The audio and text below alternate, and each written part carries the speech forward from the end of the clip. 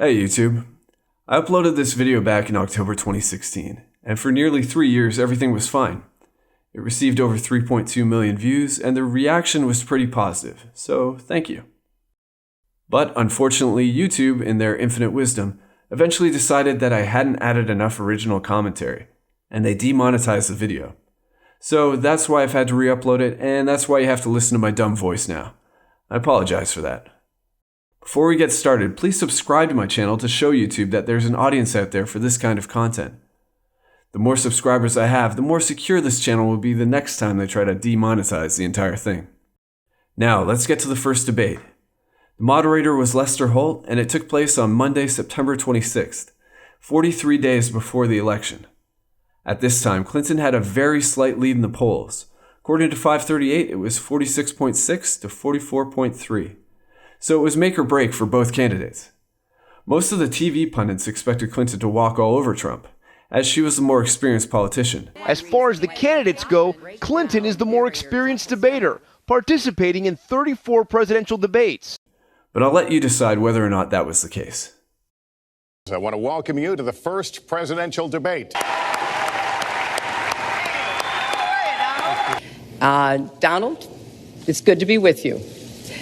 You look at what China is doing to our country. They're using our country as a piggy bank to rebuild China. Under my plan, I'll be reducing taxes tremendously. And the kind of plan that Donald has put forth would be trickle-down economics all over again. I call it trumped-up trickle-down.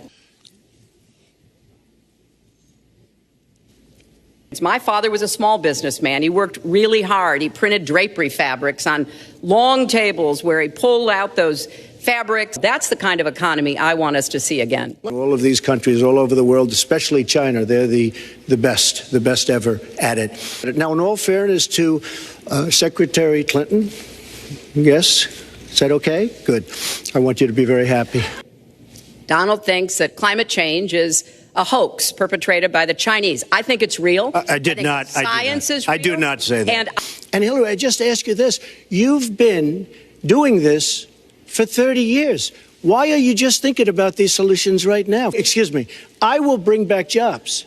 You can't bring back jobs. Well, actually, Secretary of State, and I have Your husband signed NAFTA, which was one of the worst things that ever happened to the manufacturing industry. That is your opinion. You go to New England, you go to Ohio, Pennsylvania, you go anywhere you want, Secretary Clinton, and you will see devastation. Now, you want to approve Trans-Pacific Partnership. You were totally in favor of it. Then you heard what I was saying, how bad it is, and you said, I can't win that debate. But you know that if you did win, you would approve that, and that will be almost as bad as NAFTA. You called it the gold standard. I hope you called it the gold standard of trade deals. You said it's the finest deal you've ever seen. No. And then you heard what I said about it, and all of a sudden you were against it. Well, Donald, I know you live in your own reality, but that is not the facts. But you have no plan. I do. Secretary, in fact, you have no plan. A book about it. It's called Stronger Together. You can pick it up tomorrow. That's about all you. Folks, you are going to approve one of the biggest tax increases in history.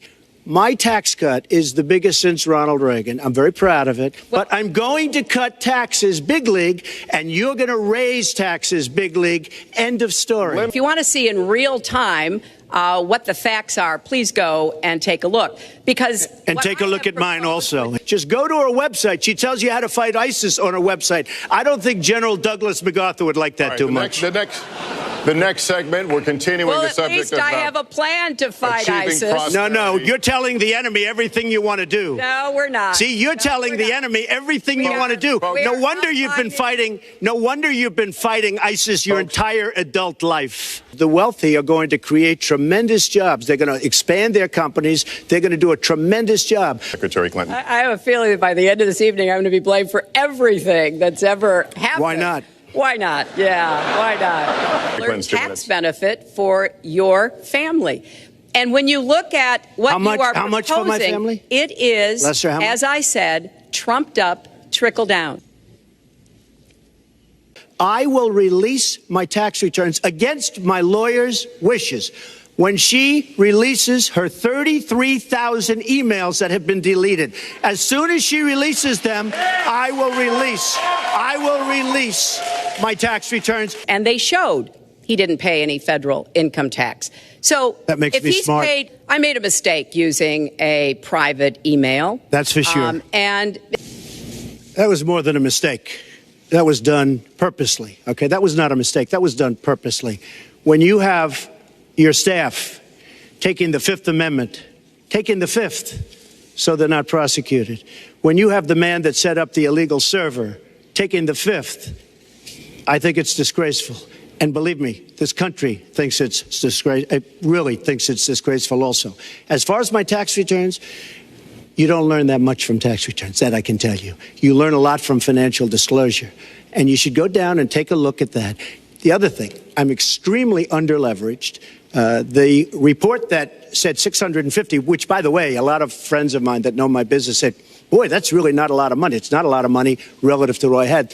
The buildings that were in question, they said in the same report, which was actually wasn't even a bad story, to be honest with you, but the buildings are worth $3.9 billion.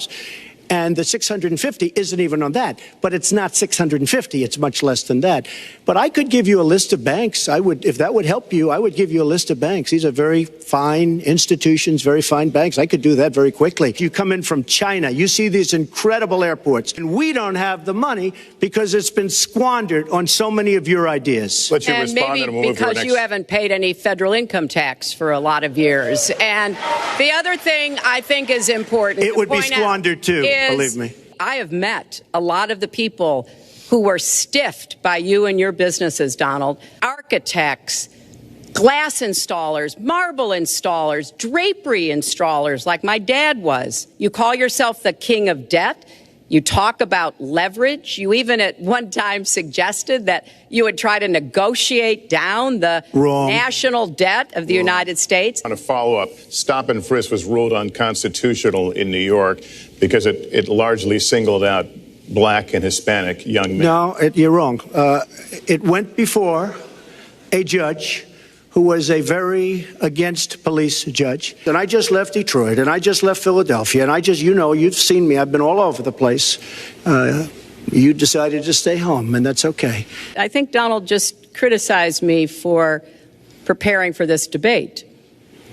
And yes, I did. And you know what else I prepared for? I prepared to be president. And I think that's a good thing. Mr. Trump. As far as the cyber, I agree to parts of what Secretary Clinton said. It could be Russia, but it could also be China. It could also be lots of other people. It also could be somebody sitting on their bed that weighs 400 pounds, okay? Whether that was Russia, whether that was China, whether it was another country, we don't know. We have to get very, very tough on cyber and cyber warfare. It is a huge problem. The security aspect of cyber is very, very tough. We have so many things that we have to do better, Lester, and certainly cyber is one of them. Well, I hope the fact checkers are turning up the volume and really working hard. Donald supported the invasion of Iraq. Wrong. That is absolutely wrong. Proved over and over again. Wrong. I have much better judgment than she does. There's no question about that. I also have a much better temperament than she has. You know, I have a much better. Secretary Clinton. Woo, okay. Let's talk about two. She doesn't have the look. She doesn't have the stamina. I said she doesn't have the stamina, and I don't believe she does have the stamina. Respond. Well, as soon as he travels to 112 countries and negotiates a peace deal, a ceasefire, a release of dissidents, an opening of new opportunities in nations around the world, or even spends 11 hours testifying in front of a congressional committee, he can talk to me about stamina.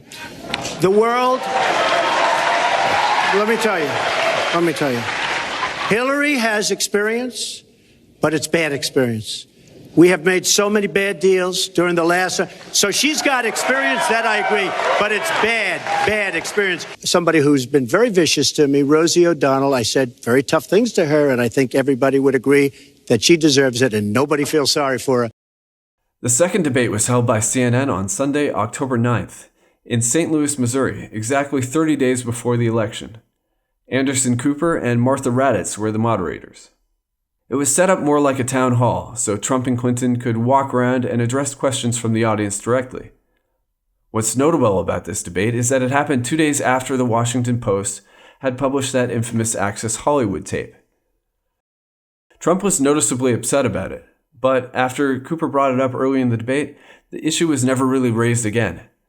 This is when I really began to believe that Trump would probably win the election, because he was able to sidestep a potential scandal that would have left most campaigns dead in the water. You called what you said locker room banter. You described kissing women without consent, grabbing their genitals. That is sexual assault. You bragged that you have sexually assaulted women. Do you understand that? No, I didn't say that at all. I don't think you understood what was said. This was locker room talk. I'm not proud of it. I apologize to my family. I apologize to the American people. Certainly I'm not proud of it, but this is locker room talk. And yes, I'm very embarrassed by it. I hate it, but it's locker room talk, and it's one of those things. I will knock the hell out of ISIS. You know, with prior Republican nominees for president, I disagreed with them on politics, policies, principles, but I never questioned their fitness to serve. There have been Republican presidents with whom I disagreed with, but I didn't have a doubt that they could function as president. I said starting back in June that he was not fit to be president. The Republican nominee is unfit to serve as president. If you look at Bill Clinton, far worse, minor words, and his was action. His was what he's done to women. There's never been anybody in the history of politics in this nation that's been so abusive to women. Hillary Clinton attacked those same women and attacked them viciously. 4 of them here tonight. I think it's disgraceful, and I think she should be ashamed of herself, if you want to know the truth. Can we please hold the applause? When I hear something like that, I am reminded of what my friend Michelle Obama advised us all. When they go low, you go high.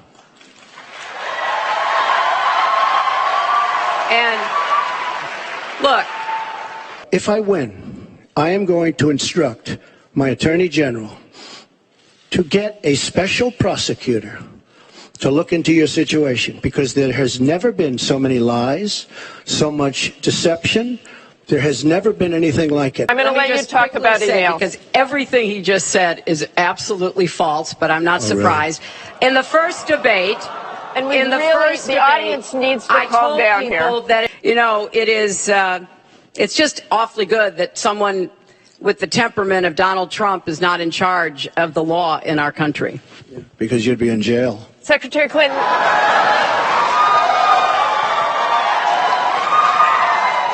Look, it's just not true, and so please go. You didn't delete them? Allow her to respond, please. Personal emails, not official. 33,000? Yeah. Well, we turned over 35,000, so it was. What about the other 15,000? Please allow her to respond. She didn't talk while you talked.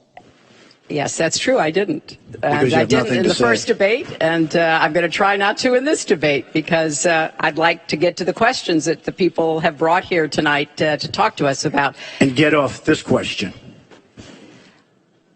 Okay, Donald, I know you're into big diversion tonight, anything to avoid talking about your campaign and the way it's exploding and the way Republicans are leaving you. But let's at least focus on some of the... I'd like to know, Anderson, why aren't you bringing up the emails? I'd like to know. Why aren't you getting brought up the emails? No, it hasn't. It hasn't. And it hasn't been finished at all. Ken Karpowitz has a question. It's nice to 1 on 3. And she lied. Now she's blaming the lie on the late, great Abraham Lincoln. That's one that I haven't. Okay, Honest Abe. Honest Abe never lied. That's the good thing. That's the big difference between Abraham Lincoln and you. That's a big, big difference. We're talking about some difference. Secretary Clinton.